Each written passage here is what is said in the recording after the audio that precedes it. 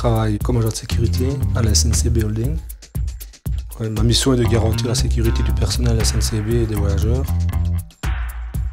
J'ai choisi ce métier parce qu'avant j'étais dans le technique, toujours à la SNCB. J'ai travaillé pendant plus de 8 ans dans le domaine technique et j'avais envie de changer. J'avais envie de travailler à l'extérieur, être en contact avec le public et les gens. On a eu une formation spécifique concernant les compétences pour devenir agent de sécurité. Donc une formation qui est dispensée par Sécurail, une autre formation qui est dispensée par une école de police pour l'utilisation de sprays et de menottes, et une autre formation concernant la rédaction de procès-verbaux. On a un stage d'observation d'1 an et sur cette année-là, on a à peu près 3 mois de formation.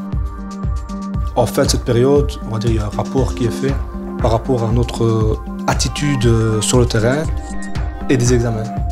Durant la formation, on est payé normalement comme un agent en service. Ce n'est pas négligeable. Durant notre carrière, on est amené à suivre des formations de recyclage. Il faut dire que les lois changent très vite et il faut se mettre toujours à niveau concernant les lois. On suit des cours de self-défense.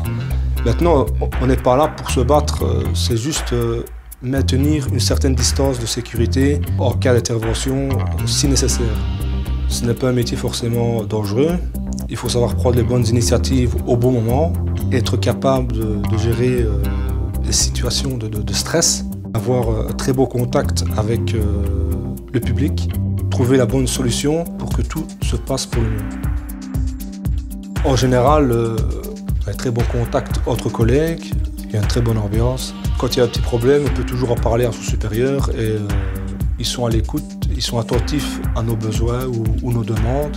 En règle générale, ça se passe bien. Pour moi, l'inconvénient principal, c'est qu'on peut être amené à faire quelques heures supplémentaires. Par exemple, si on fait l'après-midi et qu'on a fini avec 2 heures et qu'on nous appelle pour un accident de personne, il faut rester sur place, quoi. Ça arrive. C'est un métier qui a pas mal d'avantages. On est très bien payé. On a une assurance hospitalisation. On a aussi une mutuelle SNCB. C'est un travail très stable. On a aussi des chèques repas. On reçoit des coupons pour voyager gratuitement dans le Benelux. Des titres de transport Eurostar, Thalys, on en a 2 par an. Je travaille en 3x8, ce qui me permet d'avoir assez bien 2 jours de repos durant la semaine. On a 27 jours de congé, plus 13 jours de récupération et 13 jours de crédit.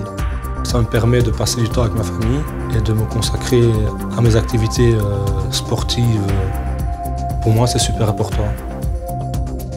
Quand je parle de mon métier à des amis, ils sont très curieux, intéressés par ce métier. Ils voient ça de bon oeil.